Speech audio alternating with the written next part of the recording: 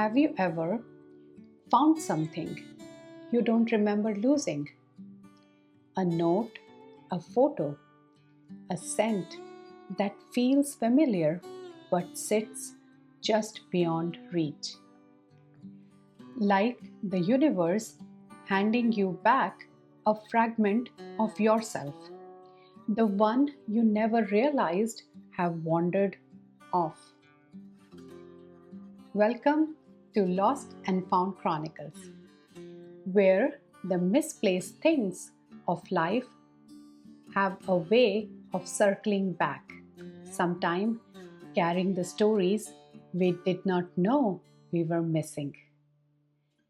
Today's story is about letters that shouldn't exist, about time that folds quietly in the corners of memory, and about a woman who discovers that sometimes what finds you isn't lost at all. And it is called as the echo in the envelope. Sarah didn't believe in the fate, but she did believe in the order.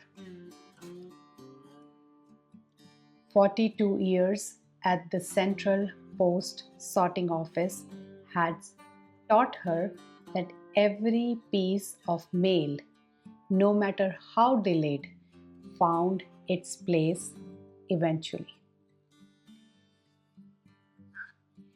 She retired with quiet pride. 2 plants, a clock from the wall, and a small badge that said, "For service and accuracy." Her days now are peaceful. Tea at 7, crossword at noon, a slow walk to the coroner's mailbox at dusk. Until the morning she found it, a small stack of envelopes slipped through her front door. No stamps, no return addresses, just her handwriting written, "Return to sender." At first, she thought it was a prank, but as she opened the first letter, she was stunned. The letter was dated 1984. It seems it was written by someone in hurry, but she could not recognize. Yet the words tugged something deep within. It said, "I'm sorry for the way we left things. You deserved more kindness than I gave." Sarah whispered out loud, "I was working night shift those years." But she couldn't recall the name at the bottom. Michael?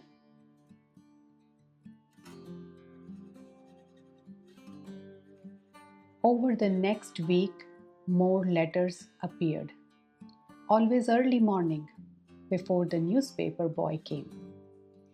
Some smelled faintly of lilac. Other has smudged ink, as if they have traveled through rain. Each one addressed to a different name, a different town, but the same loopy handwriting across the envelopes, her own.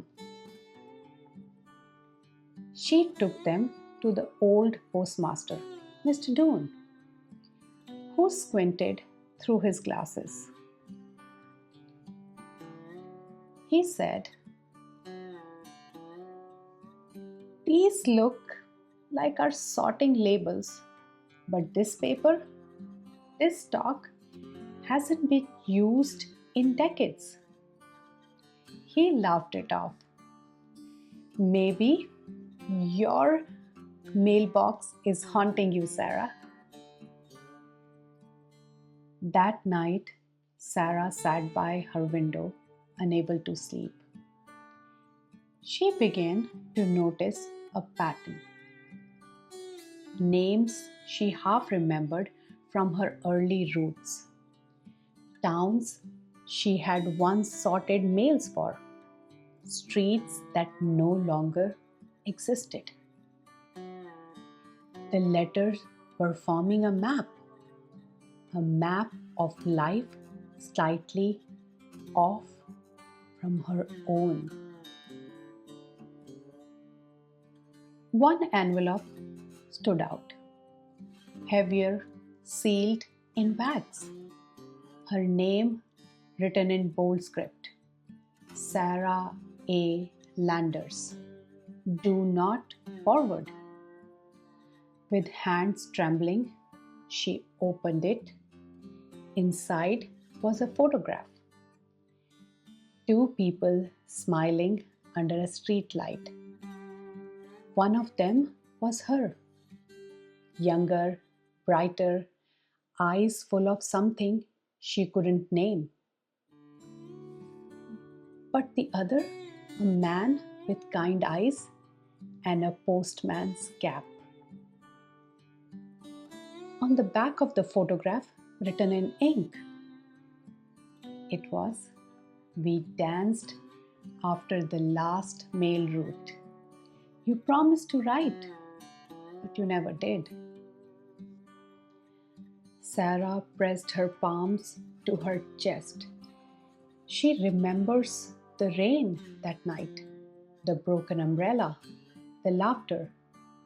But she never danced with anyone. Or maybe she had, in a version of life that she took a different turn. She laid all the letters in front of her, started studying them deeply, looking for clue, for an opening to start. Soon enough, the letter became her compass. She followed each clue: the cafe that no longer existed, the apartment block that had turned into a parking lot now. Everywhere she went, there was a whisper of deja vu. An old man sweeping outside the bakery said, "You look just like a lady who used to come here every Thursday. Haven't seen her since the 70s." Sarah smiled weakly. Maybe she moved away. But deep down, she wondered, what if I am the one who moved away from her? One morning, suddenly, no letter came. Instead, her doorbell rang. A young mail carrier stood there, holding one final envelope. He said, "This was found in old central office file." He said, "I thought you might want it." Sarah nodded, though her voice caught. She tore it open, all set to read what this final letter holds for her. As she opened inside it, it said, "To the life I didn't live." The handwriting, without a doubt, this time too, was hers.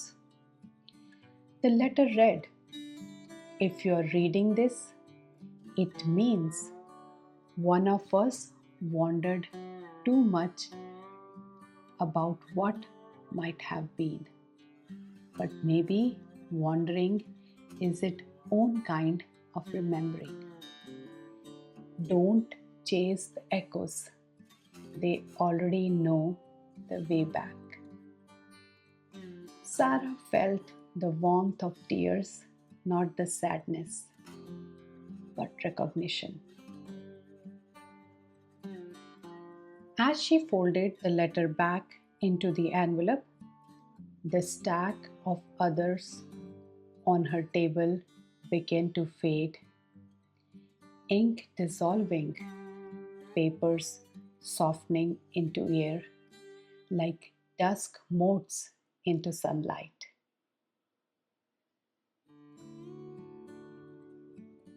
Next morning came with a light mist resting on the mailbox. Sarah sat by her window watching the mailbox with a cup of tea cooling beside her.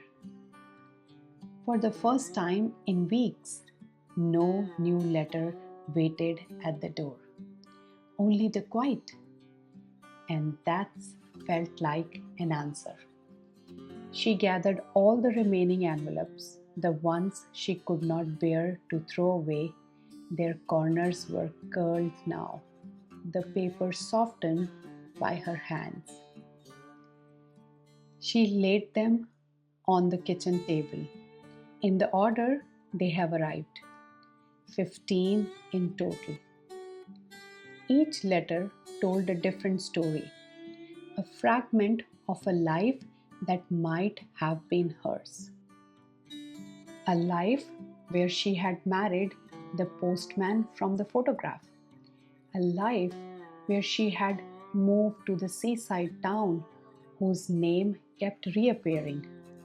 A life where she had a daughter who wrote in the lilac ink. As she read them once more, she noticed something she had missed before. Every letter, every single one, ended with the same phrase, "I hope this finds you well." This was the same phrase she had written at the end of every letter that she had ever sorted, checked, and delivered. Her signature kindness quietly returned to her. Sarah smiled through her tears. Maybe the universe wasn't playing tricks after all. Maybe it was just delivering her kindness back.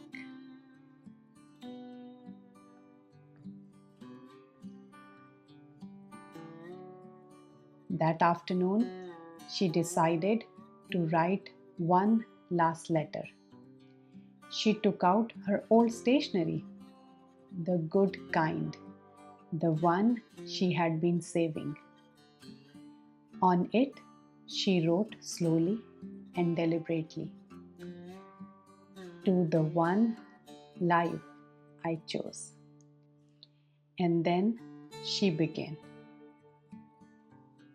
You were quieter than others, less glamorous. Maybe you did not travel a lot or dance in moonlight, but you carried steady laughter, cups of tea, and the simple joy of belonging.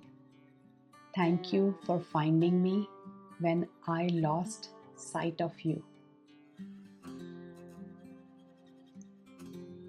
She sealed it, pressed a lilac stamp into the corner, and walked to the mailbox, the one she had passed every evening of her life.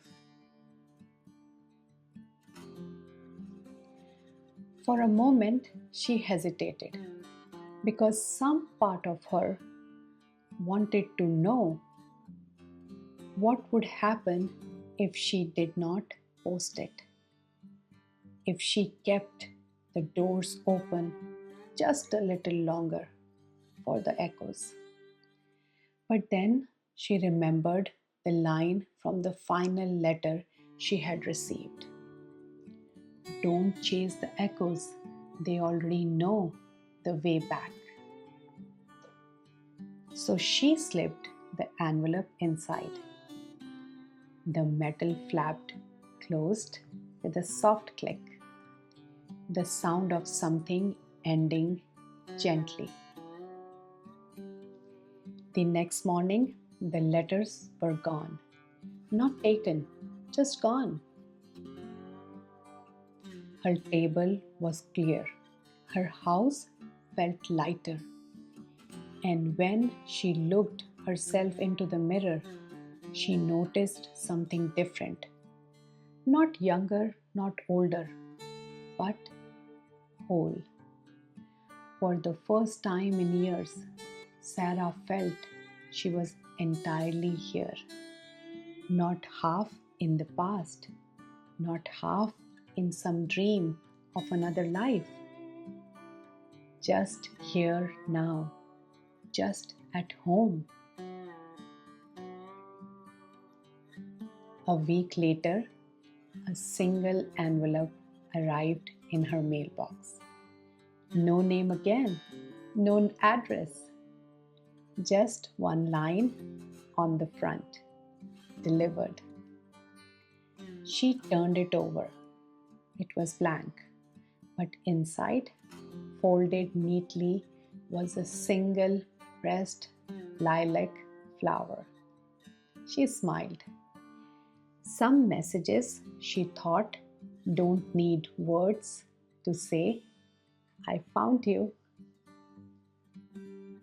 Maybe our lives are full of letters like that, sent out into the world without knowing if they will ever return. Some drift away, some find their way back years later, and some, like Sarah's, remind us that even in the quietest corners, we are being seen, remembered, and found. Every act of kindness, every unspoken apology, every missed chance, maybe they never vanish. They just wait for the right moment, the right version of us to open the envelope. Hope you enjoyed this episode. Thank you for listening till the end. If you like this episode, please like, comment, and subscribe to my channel, and share with your family and friends. If you have a story of a connection that you lost and maybe found again, I would love to hear it from you. Share your stories with me at lostnfoundchronicles@gmail.com, or find me on Instagram at Prelicious. And you know, I'm Pri, your storyteller, your listener, and your fellow collector of almost forgotten. Until next time, pause often, breathe deeply, and stay a little laid back.